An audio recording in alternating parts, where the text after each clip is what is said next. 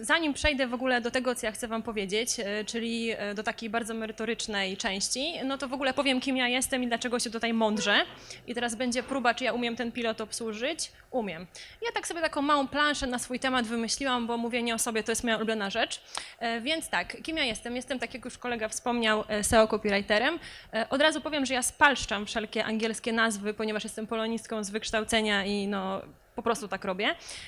Czyli jak na przykład wejdziecie teraz na herstore.pl, to jakieś 75% kontentu stworzyłam tam ja. Mogę się pochwalić, że opisałam jakieś 15 000 produktów w trakcie swojej pracy, no więc trochę tego jest. Co jeszcze robię? Zarządzam marketingiem herstore.pl, czyli no tu nie będę się jakoś rozwodzić na ten temat, no bo tego jest bardzo dużo, więc będę was zanudzała po prostu. I co ja robię? Czytam nałogowo książki, czytam ich bardzo dużo.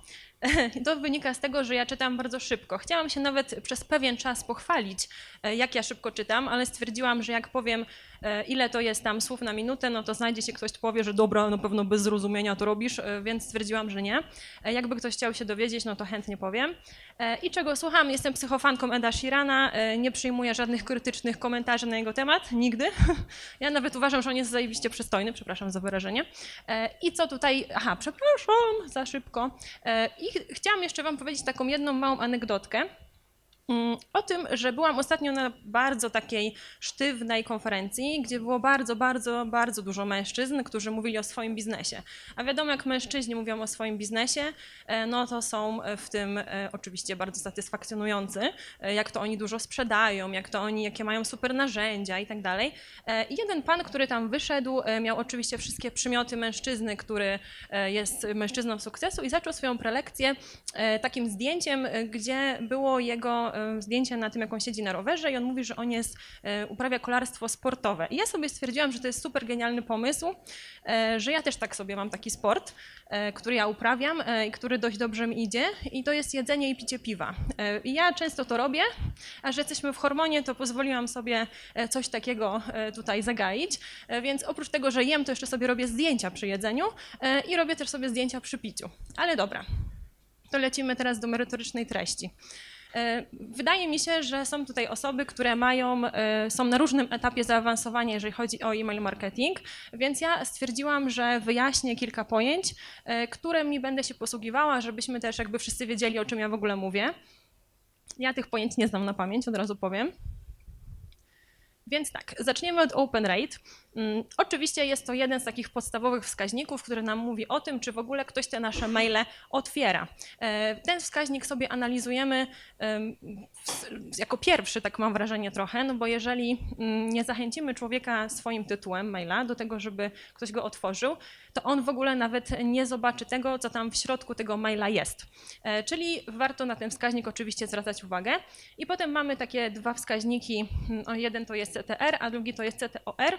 I one, jak pewnie już przeczytaliście sobie, różnią się tym, że ten pierwszy to jest liczba unikalnych kliknięć do liczby wysłanych maili, które zostały wysłane w ramach danej kampanii, czyli wszystkich maili, a drugi, które zostały otwarte w ramach danej kampanii. Więc ten pierwszy CTR zazwyczaj będzie troszkę mniejszy, a drugi większy, dlatego że oczywiście no, nie traktujemy już wtedy całej bazy, tylko te osoby, które otworzyły maila. Żeby też nie mówić ogólnie w takim oderwaniu od rzeczywistości tej naszej herstorowej, to chciałam takim pięknym tortowym wykresem tutaj zaznaczyć, jak w ogóle mailing wygląda na tle innych kanałów sprzedażowych. Jak widać, plasuje się na 4. miejscu mniej więcej. Oczywiście najwięcej to są adsy, organic, social media, no ale mailing jest tuż za podium. No i co z tego wynika? Wynika z tego, że jest on bardzo dużym kanałem dla nas i musimy go, że tak powiem, doglądać. Słucham? Tak. Przepraszam za to sapanie od razu, ale ja chorowałam cały tydzień i po prostu moje sapanie wynika z tego, że jestem ciągle jeszcze na zwolnieniu, jestem chora. Dobrze, więc mamy 4. pod względem sprzedażowym kanał, czyli to jest właśnie mailing i o nim opowiem. Co my w ogóle robimy w tych mailach? My na początek chcemy naszego klienta w ogóle do nas ściągnąć, więc chcemy, żeby on się zapisał do naszego newslettera. I co my robimy? Oczywiście chcemy go przekupić, więc dajemy mu 20 zł za to. Oczywiście, no wiadomo, nie wysyłamy tego na konto jemu, tylko te 20 zł jest w postaci bonu rabatowego, który no, może wykorzystać potem w naszym sklepie. I gdzie my go zachęcamy? Zachęcamy go na dole strony naszej. Tam jest taka ładna rameczka, jest informacja, że można się zapisać. I zachęcamy go pop-upem. Taka jest tutaj kusząca pani, która patrzy spod byka i mówi: weź się zapisz, bo dostaniesz te 20 zł. I co ja bym tutaj powiedziała o tym pop-upie, że jeżeli już taką rzecz chcecie robić, to na pewno nie może tu być za dużo pól do wypełnienia, bo ludzie za bardzo nie lubią dawać swoich danych, zwłaszcza jeżeli ich jest jakoś tam wymaganych mnóstwo, więc oni wolą gdzieś tam tych danych nie udostępniać, zwłaszcza teraz, kiedy weszło RODO, kiedy już w ogóle ochrona danych osobowych jest na jeszcze wyższym poziomie niż wcześniej, to jeżeli my tutaj damy im za dużo rzeczy, które oni muszą zrobić, to oni tego prawdopodobnie nie zrobią. Także musi być to wszystko ograniczone. Daliśmy nawet takie małe tam argumenty, ale raczej sądzę, że nikt ich nie czyta, bo wiadomo, ludzie mają problem z czytaniem w internecie. I potem, kiedy człowiek już się zapisze, to dostaje od nas taki autoresponders, też z przemiłą panią, która wita człowieka w tym naszym Herstorze. I co jest najważniejsze w tym autoresponderze? Tutaj chodzi o to, że on musi przyjść bardzo szybko, tak? Bo osoba, która się zapisała, ona wymaga tego kodu teraz, bo ona chce ten kod wykorzystać w sklepie na zakupy, najprawdopodobniej. I w tym autoresponderze my też za bardzo nie komplikujemy sprawy, tylko po prostu pokazujemy ten kod. Też nie radziłabym tutaj rzucać jakimiś tam tańczącymi metaforami do ludzi. Raczej musi być to proste. Człowiek ten kod musi odnaleźć od razu, no bo inaczej po prostu ucieknie. A trzeba wiedzieć, że przynajmniej u nas taki autoresponder ma najwyższe w ogóle wszystkie współczynniki i najwięcej z niego jest zakupów. No bo wiadomo, jak człowiekowi się da coś, jakąś zniżkę, jakiś rabat, no to wtedy on sobie dalej idzie i kupuje. I też często jeszcze tym rabatem podnosimy sobie średnią wartość koszyka, bo on też nie jest taki od każdej kwoty. Nie wiem, czy tam widać, ale to jest rabat na zakupy powyżej 150 zł. Kolejną kwestią, którą robimy w Herstorze, jest to ścieżka onboardingowa. To jest taka nasza trochę mini nowość. Nie robimy tego od dłuższego czasu, od niedawna dopiero, ale ta ścieżka jest czymś takim, co my chcemy dać klientowi niekoniecznie sprzedażowego. Ja mam wrażenie, że ta sprzedaż i to kupowanie, które gdzieś tam namawiamy klientów do tego, no nie jest do końca komfortową sytuacją dla odbiorcy, no bo wiadomo, każdy chce, żeby coś ktoś kupił, a klient nie do końca jest na to może nie przygotowany, ale już mu się to nudzi zwyczajnie, więc on oczekuje od sklepu, żeby to nie tylko było kupowanie, ale także coś naddanego. I właśnie ta ścieżka onboardingowa takiemu klientowi to zapewnia.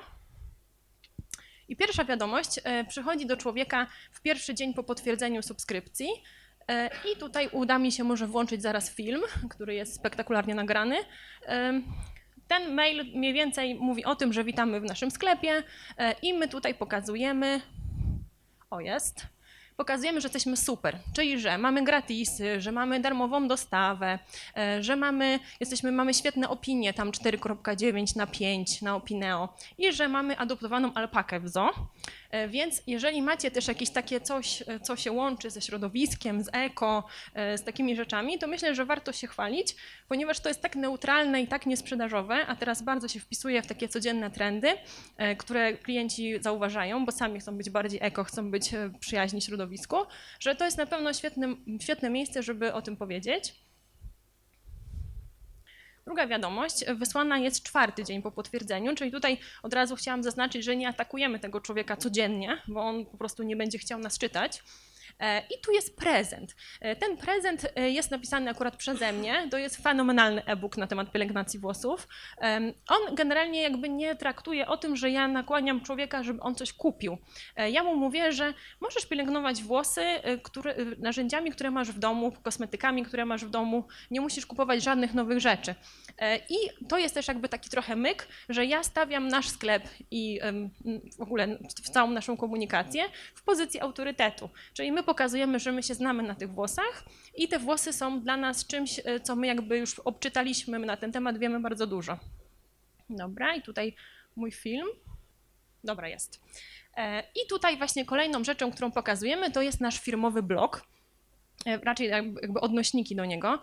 Pokazujemy, jak wybrać szampon, jak wybrać odżywkę, czyli to znowu nie są komunikaty typowo sprzedażowe. To są ciągle komunikaty bardziej stawiające nas w pozycji ludzi, którzy wiedzą, co sprzedają, jak sprzedają oraz przede wszystkim autorytetu w swojej dziedzinie.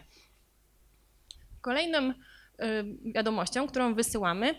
To jest już 7. dzień po potwierdzeniu subskrypcji i tutaj robimy taki mały flirt z rabatem. Już pokazujemy trochę, że my mamy gratisy, mamy rabaty, czyli lekko sprzedażowo zaczynamy interesować naszego klienta. No i zachęcamy go tutaj w takim figlarnym CTA, czyli sprawdź, ale też pokazujemy, jak w ogóle nawigować, jak chodzić po naszym sklepie. I tu pokazujemy, gdzie jest wyszukiwarka, bo uwierzcie, że ludzie nie potrafią tego znaleźć samodzielnie, jak dodać produkt do koszyka oraz jak złożyć zamówienie i kolejny raz zapraszamy na bloga. Czyli jakby kolejny raz pokazujemy, że my na tych włosach się znamy. Już tak trochę oswajamy tą osobę ze sklepem, ale jeszcze jakby za bardzo tej sprzedaży nie wciskamy. I ostatnia część, czyli 4. wiadomość. O, już za szybko się ruszyło, nieważne. To jest 11. dzień po potwierdzeniu. Tutaj, krótko mówiąc, pokazujemy, jak złożyć zamówienie i jak użyć kod, który za chwilę straci swoją ważność, czyli ten pierwszy kod, który wysłaliśmy na samym początku. Zapraszamy tutaj na takie nasze, świetnie, właśnie się włączyło, zapraszamy do naszych takich topowych kategorii, z których najwięcej konwersji po prostu mamy. Dobra, to koniec tych filmów na razie. Jeszcze będę miała kilka filmów, mam nadzieję, że lepiej mi z nimi pójdzie. I teraz powiem wam mniej więcej w ogóle, co w tych naszych mailach można znaleźć. Oczywiście ja też chcę zaznaczyć, że to jest nasza perspektywa i gdzieś tam nasza polityka, którą my prowadzimy, bo oczywiście istnieją sklepy, które nie przeceniają rzeczy, przepraszam. My robimy dużo promocji, dajemy dużo kodów rabatowych, ale też oczywiście nie przesadzamy. I podpinamy się, rzecz jasna, pod różne okazje. Black Friday, walentynki czy święta. Oczywiście to są rzeczy dość jasne, ale też często szukamy takich bardziej okazji, które są niecodzienne. Na przykład obchodziliśmy Dzień Ślimaka albo obchodziliśmy Dzień Kawy, czyli robiliśmy takie rzeczy, które pasowały do naszych produktów, bo sprzedajemy kremy ze śluzem ślimaka albo z kawą, a one nie były codzienne, nie były takie typowe jak właśnie walentynki i nasi klienci gdzieś tam byli tym bardziej zainteresowani, no bo to nie było takie powszedne. Prezentujemy różne marki, oczywiście nasze nowe produkty. Pokazujemy darmową wysyłkę, no i moje ulubione wpisy blogowe, no bo blog to jest takie moje małe dziecko, które gdzieś tam o nie dbam od lat. Także mniej więcej to są takie nasze działania, które my prezentujemy i pokazujemy. Nie jest to jakieś odkrycie Ameryki na pewno, bo nie ma tu jakichś super tajemnic, które bym mogła przekazać, ale jest to spójne z tym, jak nasza polityka firmy wygląda i jak polityka naszej marki się prezentuje, więc w taki sposób to się tutaj, taki sposób, takie to wyliczenie tych naszych działań wygląda. Dobra. I teraz przechodzę trochę do kontentu. Tu muszę się odsunąć, bo nic nie widzę. To są najlepsze tytuły. I ja w ogóle mam taką tendencję, że mi się wydaje, że jak ja coś wymyślę, to jest super śmieszne, a dla naszego klienta najczęściej nie.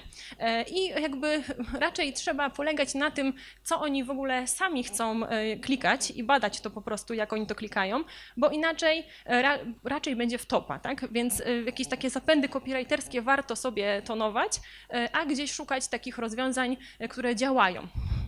Tematy nie są jakieś tutaj super świetnie rozbudowane, bardziej one bazują na dużym rabacie, na świetnym jakimś tam prezencie, czy na znowu dużym rabacie, czy na Black Friday właśnie, czy wielkiej wyprzedaży, ale widać, że open rate'y, akurat tych tematów, które wybrałam, takich topowych, są spore.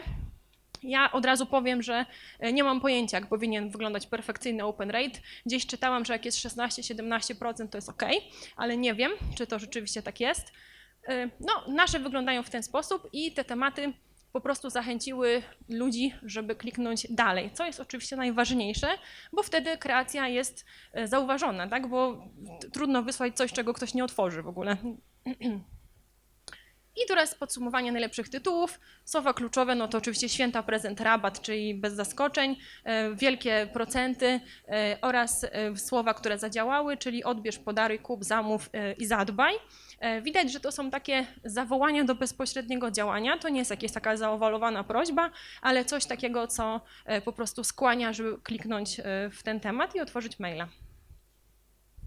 Dobra, teraz lecimy tymi kolejnymi współczynnikami. Ja tutaj mówię, że one są najlepsze, ale wszystko zależy oczywiście od branży i każdy może mieć inne, wiadomo. I co my tutaj mamy? Znowu wielkie wyprzedaże. też bez zaskoczeń. Nowości, to potem nawet Wam tą kreację pokażę, jak ona wyglądała. Tani poniedziałek, pokazujemy tutaj, że jest promocja na 4000 produktów, ceny już o 3,45, też świetnie zadziałały, czyli wszystko można od razu podsumować tym, że ludzie lubią rabaty, że lubią jak jest coś gratis i nie do końca ich zawsze interesuje jakaś tam super nowość. Akurat ta nowość jest wybitnie wysoko, bo to jest nowość dla mężczyzn, ale o grupie dla mężczyzn jeszcze powiem, bo panowie się świetnie klikają. Teraz mamy CTOR-y. Tu jest w sumie przemieszanie tych tematów, które widzieliśmy wcześniej, więc one gdzieś już się pojawiły. Tak jak mówiłam, CTOR-y są większe, bo dotyczą tych otwartych maili. Jak tłumaczyłam na początku, mam nadzieję, że zrozumiale. Więc widać, że pielęgnacja już od 3,45 fantastycznie działa, co wcale mnie nie dziwi, bo nasze ceny średnie są dużo wyższe, więc taka niska cena na pewno zachęciła wiele osób, żeby w ogóle otworzyć tego maila. Ta nowość właśnie męska, jakieś wyprzedaże, Black Friday, są to jakby rzeczy, które nie zaskakują, ja sobie zdaję z tego sprawę, no ale żeby pokazać, jak to u nas wygląda, takie zestawienie stworzyłam. I teraz małe wnioski. Key Visuale to było coś, co się klika dla nas najlepiej, czyli po prostu główna grafika w mailu. Dla mnie ogólnie najważniejsza jest też ta ścieżka, bo jeżeli klient już otworzył ten mail, potem zobaczył, co tam jest w środku, to jeszcze strona też musi do tego zagrać, więc jeżeli my wysyłamy mail, który jest interesujący, ale strona w ogóle nie jest do tego przygotowana, to też nie zadziała, jeżeli chodzi o konwersję. W przypadku Black Friday mieliśmy tak przygotowaną stronę, że klient od razu mógł sobie wyfiltrować produkty, te 4000 produktów, które mieliśmy przecenione za pomocą filtra i od razu wtedy widział, co on ma kupić, znaczy co ma kupić, co powinien kupić, a co jest przecenione, a co nie. GIF-y świetnie działają jako pokolenie rysunkowe, obrazkowe, mailowe, no to już wiadomo, że ludzie lubią, jak coś się tam miga, jakieś świecące hula hop. Potem mamy promocję wyprzedaży z dużym rabatem, czyli to, co mówiłam wcześniej. I taka mała obserwacja z naszej strony, że lepiej klikają się kategorie niż poszczególne produkty. Ale tutaj muszę sprostować jedną rzecz, ponieważ my mamy produktów około 20 000, więc też ciężko trafić w ogóle jednym konkretnym produktem w całą publikę, do której my celujemy.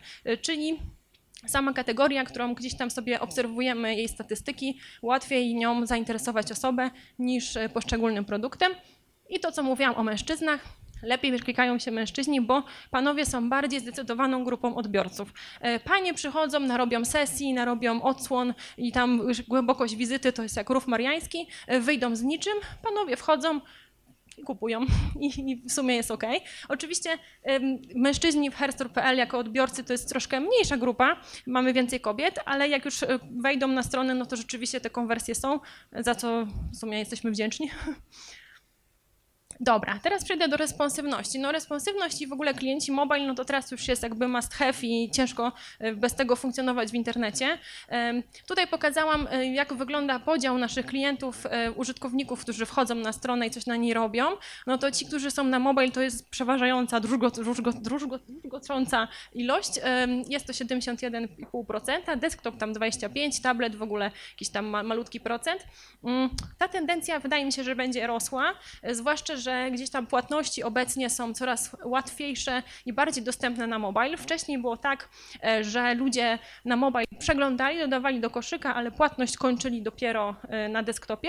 Teraz moim zdaniem na przykład Blik zrewolucjonizował to wszystko, to podejście, bo łatwiej po prostu zapłacić i ludzie już tak się nie boją płacić po prostu przez telefon. I jak my o tych naszych klientów mobile w ogóle dbamy? Oczywiście optymalizujemy kreację responsywną. Wszystko musi się klikać w łatwy sposób.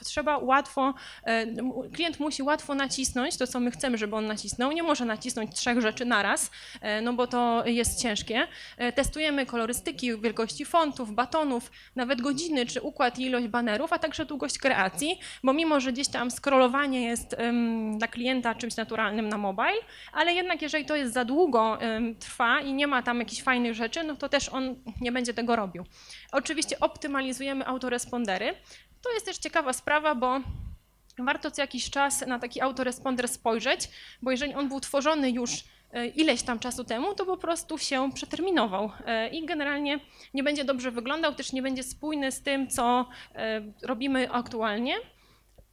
I też staramy się, oczywiście to też nie dotyczy tylko klientów mobile, ale równoważymy komunikaty między rabatami, nowościami czy też wyprzedażami i ciągle szukamy nowych strategii, które będą atrakcyjne. Zresztą teraz tak naprawdę projektowanie czegokolwiek powinno się zaczynać od mobile, no bo inaczej ciężko z czymś zabłysnąć w internecie, żeby to działało dobrze. Dobra, teraz przejdę do takich najlepszych kreacji newsletterowych, które nam się udało stworzyć. To jest kreacja na Black Friday. Tam w tych wszystkich statystykach było widać, że Black Friday był bardzo wysoko. I teraz może mi się uda włączyć bez jakiejś wtopy. Jest. To jest krótka kreacja, bo my tutaj stawialiśmy na tą ilość produktów, które przeceniliśmy. Czyli tutaj GIF powinien się zmieniać, ale się nie zmienia. Tam było napisane, że jest 4000 produktów, więc jakby sam komunikat był na tyle krótki i jasny, że my nie chcieliśmy, żeby ludzie zatrzymywali się na tym newsletterze. Bardziej chcieliśmy, żeby oni po prostu przeklikali się dalej. Jedyne, co im pokazaliśmy, to takie najczęściej klikane kategorie, które mamy. Na Cyber Monday mamy w sumie bardzo podobną kreację, bo tak naprawdę nie warto wylewać dziecka z kąpielą i szukać jakichś tam nowych rzeczy. Po prostu trzeba robić coś, co już zadziałało. A że teraz w sumie Cyber Monday, Black Friday to się robi cały Cyber Weekend, no to zrobiliśmy coś podobnego. Znowu praktycznie ten sam komunikat, czyli 4000 produktów, wielka zniżka. Zadziałało. I tutaj znowuż pokazaliśmy kategorie, które proponujemy. Kreacja dla mężczyzn. To jest właśnie ta kreacja, która była tam bardzo wysoko. To jest nowa marka brodowa. Mężczyźni, odkąd pojawiła się w ogóle pielęgnacja brody, stali się bardziej, moim zdaniem, takimi chętnymi do zakupów odbiorcami. Na początku to tak nie szło aż tak super fantastycznie, dlatego że te produkty były dość drogie i nie wiadomo było, dlaczego za jakieś tam mydełko do brody mają zapłacić, nie wiem, 50 zł, skoro mogą umyć szamponem swojej żony czy dziewczyny. A teraz tych marek zrobiło się już bardzo dużo i jakby te nowości, które się pojawiają, ich interesują, jak widać. Więc oni dostali jeszcze 10% na powitanie nowej marki i pokazaliśmy im produkty, które są bestsellerami. Razem oczywiście z tym procentem. I jeszcze pokazaliśmy, że mogą sobie kupić puder do włosów wraz z entuzjastycznym wpisem na blogu na ten temat, że można sobie włosy też pudrować i to mężczyzna może to robić. I to jest kreacja dla kobiet. Kobiety w ogóle, co jest ciekawe, chętniej klikają wyprzedaże. Panowie klikają chętniej bestsellery i nowości, a kobiety wyprzedaże. W sumie z drugiej strony nic dziwnego. I tutaj dla kobiet pokazaliśmy takie ceny od 45, co dość było zachęcające, zresztą to nawet było w temacie maila. Ale też pokazaliśmy im nowości męskie, bo to często kobiety inicjują zakupy dla mężczyzn i one gdzieś tam wyszukują tych nowinek, a potem panowie wkraczają ze swoją kartą i płacą, najczęściej. I teraz przejdę do podsumowania. Na czym nam zależy w herstore.pl, jeżeli chodzi o maile? Oczywiście zależy nam na budowaniu bazy subskrybentów. To jest najważniejsze. Musimy mieć do kogo te maile wysyłać, tak? Więc tą bazę musimy budować i całkowicie na to stawiać od początku, no bo inaczej, jeżeli nie będziemy mieli tych ludzi, do których będziemy wysłali maile, no to bez sensu je tworzyć. Dzielimy bazę subskrybentów, tak? Czyli szukamy jakiejś personalizacji, też żeby treści były lepiej dostosowane do indywidualnych odbiorców, żeby te osoby, które dostają maila, nie czuły się, że to jest wysłane po prostu do wszystkich i na masę. Aby ich zmotywować, to oczywiście dajemy te kupony rabatowe, ale też dajemy je potem w innej komunikacji. To są nie tylko kupony takie inicjujące. I stosujemy automatyczną komunikację, o której mówiłam, ale tutaj warunek jest taki, że to musi być coś interesującego, to musi być jakaś wartość naddana dla odbiorcy. Nie może być to coś, co on już wie, albo w sumie co jest w całym internecie, więc tutaj trzeba się wykazać trochę inwencją, aby ta osoba się czuła, że my zrobiliśmy coś wyjątkowego i chcemy się tym podzielić właśnie z naszym klientem, nie z całym światem. To nie to, że to znajdzie wszędzie. I dokładny dobór komunikatu. Dobór komunikatu tak naprawdę jest kluczowy, bo jeżeli odbiorca czuje, że on jest skrojony na miarę i jest dla niego jakby specjalnie stworzony, to wtedy czuje się klientem, nie tylko klientem, ale po prostu czymś więcej, no jak to górnolotnie zabrzmiało, ale czuję się czymś więcej, a nie tylko osobą, która ma przyjść, kupić i wyjść. Nasz klient musi czuć się zaopiekowany i właśnie w ten sposób e-mail marketingiem staramy się to zrobić. Chyba szybko powiedziałam. Także ja bardzo dziękuję za uwagę. Przepraszam za sapanie. Kasiu, dziękujemy za wystąpienie. Proszę jeszcze nie schodź. Czy są jakieś pytania z sali odnośnie prezentacji? Proszę. Cześć, dzięki za bardzo fajną prezentację. Proszę. Ja mam pytanie w zasadzie, które się pojawiło przy ostatnim slajdzie, bo tutaj wspominasz o tej personalizacji i tym, że lepiej dopasowujecie. Czy mogłabyś podać przykłady takich personalizujących działań, które wykonujecie na poziomie newslettera? No to w sumie pierwszym takim prostym przykładem jest chociażby używanie imion, czyli w temacie pojawia się imię odbiorcy, kiedy on je podaje już na początku subskrypcji, więc to dla mnie już jest pierwszą taką personalizacją, a potem jakby też staramy się dobierać ten komunikat do tego, co ta osoba wcześniej kupowała czy robiła na naszej stronie. Czyli jakby tą część macie w jakiś tam sposób zautomatyzowaną, że po tej historii wiecie mniej więcej, jakiego typu newslettery do danej osoby pójdą. Czy jeszcze coś oprócz tego stosujecie? Nic mi teraz nie przychodzi do głowy, szczerze mówiąc, Dziękuję więc bardzo. mniej więcej takie działanie. Widziałem, że tu jest kolejne pytanie. Prosimy. Cześć, Krzysiek z tej strony. Ja mam pytanie, bo tam w jednych z pierwszych plansz podawałaś tematy maili i open ratingi i mam pytanie, czy te takie popularne wyrażenia pod tytułem kup, promocja, czy one nie powodują, że maile wpadają do spamu i nie zmniejsza to otwarć? Czy masz to jakoś zbadane? Jak to działa? Znaczy, wiem, że nasze maile czasem im się zdarzy trafić do spamu, ale na pewno gdzieś ten procent nie jest tak miażdżący, bo stosujemy te komunikaty, więc statystyka pokazuje, że jednak te maile trafiają tam, gdzie powinny trafiać, a od razu uprzedzę pytanie, że to są słowa wyświechtane i one się pojawiają często, ale jednak badając naszych klientów, no wychodzi nam, że oni takie tematy klikają najczęściej, więc no, tak się staramy do nich kierować. Bardzo dziękujemy za świetne pytanie. Jakbyście zauważyli, fajne pytania nagradzamy specjalnymi gadżetami Inbox Szczecin. Czy ktoś ma jeszcze jakieś pytania do Kasi? Tu widzę rękę podniesioną. Cześć Kasiu, ja Hej. pociągnę pytanie Sławka a propos tej personalizacji, czyli czy wykorzystujecie jakieś mechanizmy bazujące na jakichś silnikach rekomendacji, żeby właśnie zwiększyć tą sprzedaż, tą wartość klienta w czasie, bazując właśnie na jego aktywności w serwisie, co do tej pory kupował, co potencjalnie, nie wiem, najczęściej kupował inne osoby, tak? Czy jakieś takie bardziej zaawansowane silniki rekomendacji też? Jesteśmy w trakcie wdrażania takich bardziej zaawansowanych rzeczy, więc tutaj nie mogę za bardzo poszerzyć odpowiedzi na to pytanie, niestety. Hej, mam pytanie, czy eksperymentowaliście z formatem AMP maili? Jeszcze nie. Jeszcze nie. jeszcze nie. Patrzyliście na to. Tak, zwracamy na to uwagę, ale jeszcze żadnych eksperymentów takich nie było. Nie widzę podniesionych rąk, to może ja zadam jedno pytanie. Kasia wymieniła wcześniej elementy, które sprawdzają się do zwiększenia CTR oraz CTOR. Czy ktoś z Was jest w stanie wymienić na jeden z tych elementów? Temat maila? Kasiu, to był na slajdzie, miałaś temat maila? Mam temat maila, to było do Open Rate'u akurat. Tak. Ale ty już zdobyłeś nagrodę, więc możemy... Czy ktoś miał jeszcze kolejny element? Okej, te elementy to były key visuale, tak jak mówiłeś, temat maila, zachęcenie do promocji, gify oraz dużą klikalność mieli mężczyźni, ponieważ jak Kasia powiedziała, mężczyźni klikają się lepiej. Tak. Okej. Bardzo dziękujemy Kasi. Brawa dla naszej Dziękuję. prelegentki.